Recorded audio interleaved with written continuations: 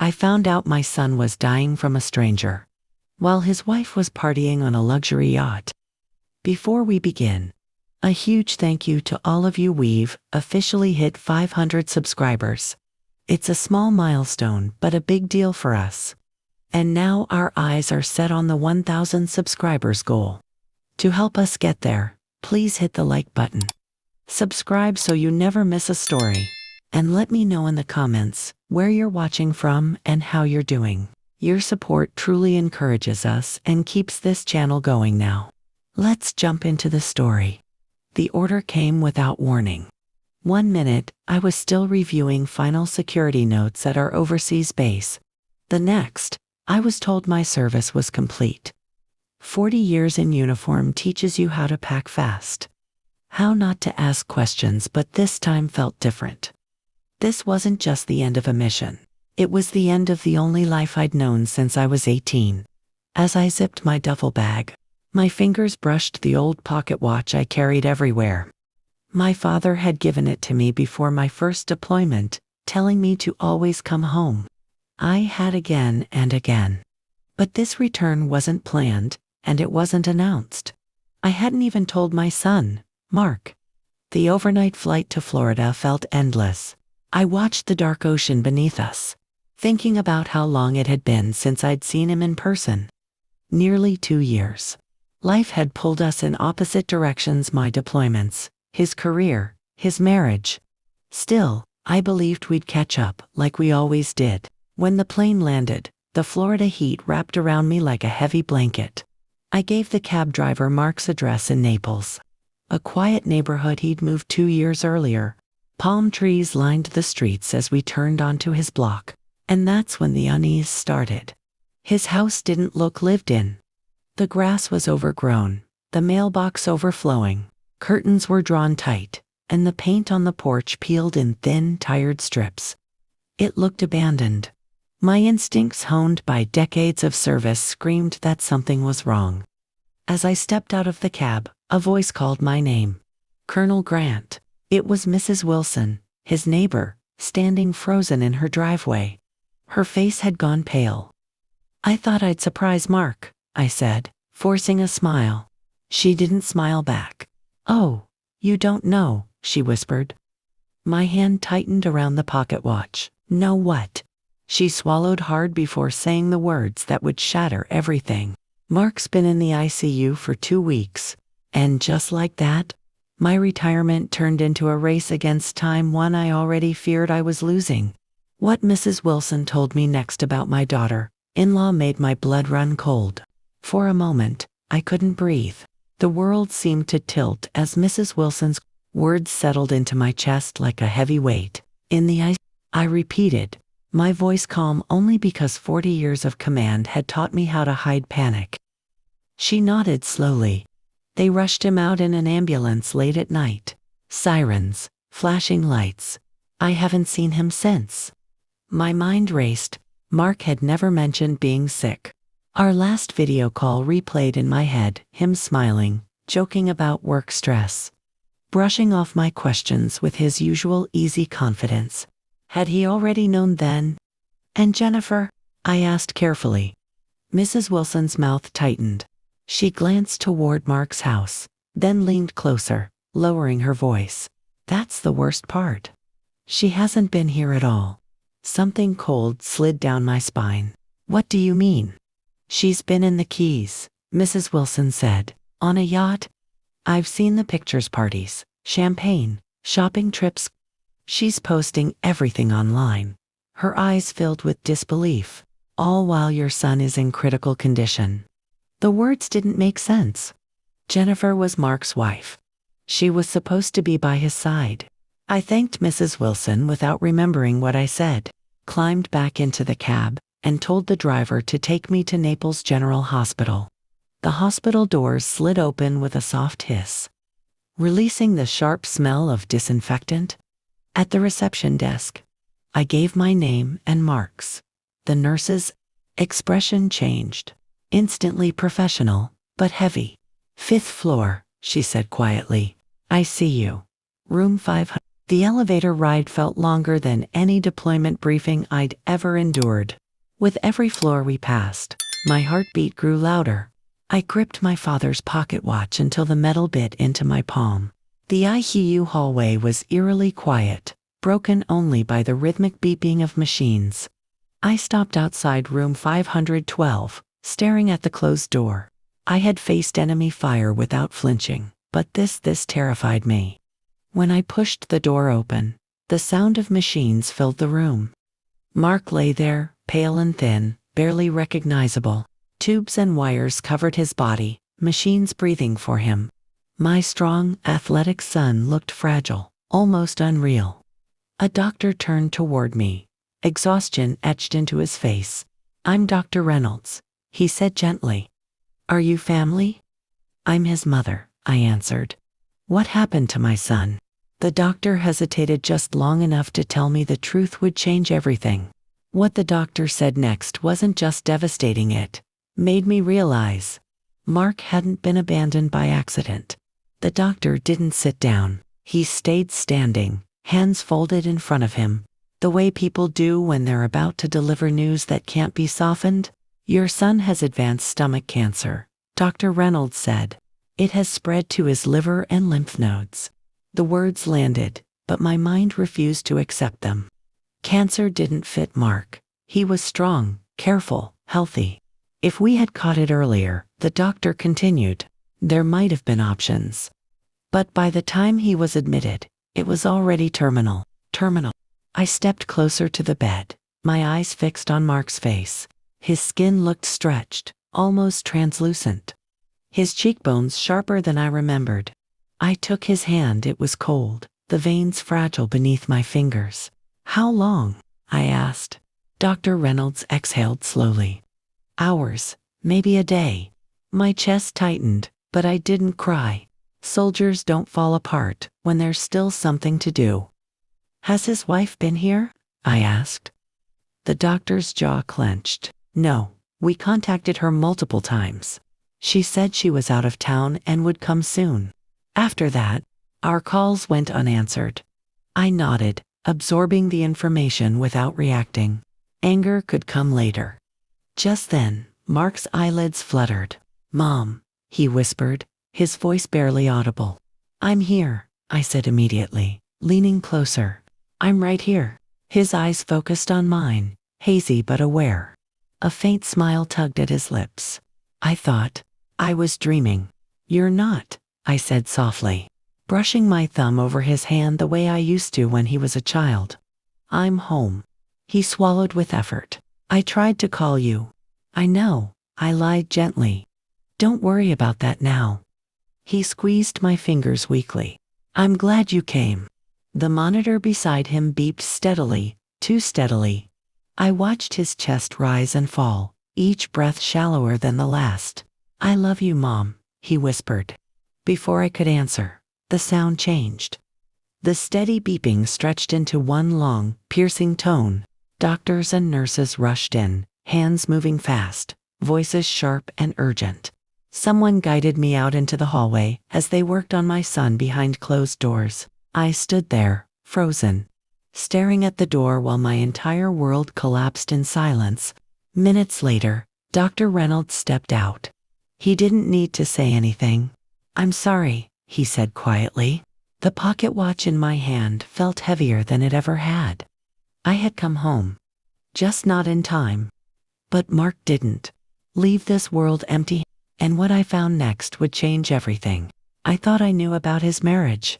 The drive back to Mark's house felt unreal, like I was watching someone else's life through a window.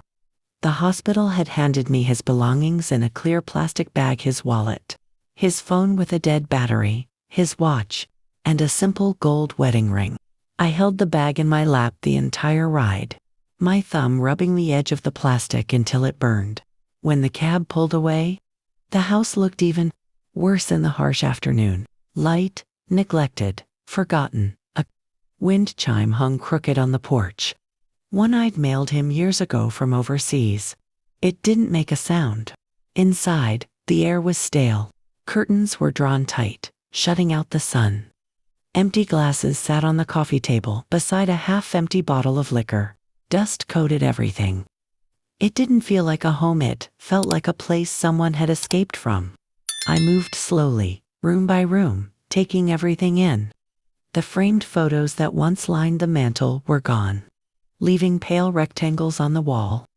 In the kitchen, unopened mail was stacked on the counter, mixed with overdue notices and warning letters.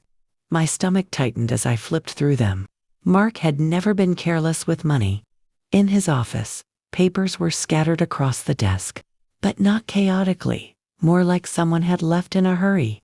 A laptop sat closed, its charger unplugged. I opened a drawer and found a stack of receipts. A yacht rental in the Florida Keys. Designer jewelry from Miami.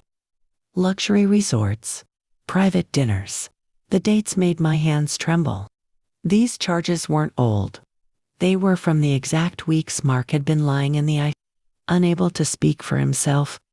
I sat down hard in his chair, staring at the numbers. Tens of thousands of dollars spent while my son was dying alone. In the bedroom, it became clearer. Mark's side was neat, his clothes hung in place, his reading glasses resting on the nightstand. Jennifer's side looked stripped bare. Expensive hangers lay scattered on the floor. Jewelry boxes were empty, closet shelves half cleared, as if someone had taken only what mattered. In the bathroom, prescription bottles lined the counter. Pain medication, nausea, pills, some nearly full. He'd been sick longer than he ever told me. Back in the kitchen, near the bottom of the mail stack, I found a letter from his insurance company. A denial notice for a scan marked opened. Someone had read it and ignored it. I closed my eyes, anger rising for the first time since the hospital. Then I picked up my phone and stared at Jennifer's name. She answered on the second ring. The moment her face appeared on the screen, I knew this wasn't grief I was dealing with. It was something far colder. Jennifer's face filled the screen, bright sunlight reflecting off oversized sunglasses. Music thumped in the background. Laughter. Clinking glasses. She was leaning against a yacht railing, drink in hand, skin sun-kissed and relaxed. "Well," she said with a smile that didn't quite reach her eyes. "Look who finally called." I didn't respond. I just watched her. She frowned slightly. "Is something wrong? You look intense." "Mark is dead," I said. The word hung between us. For a split second, her smile faltered.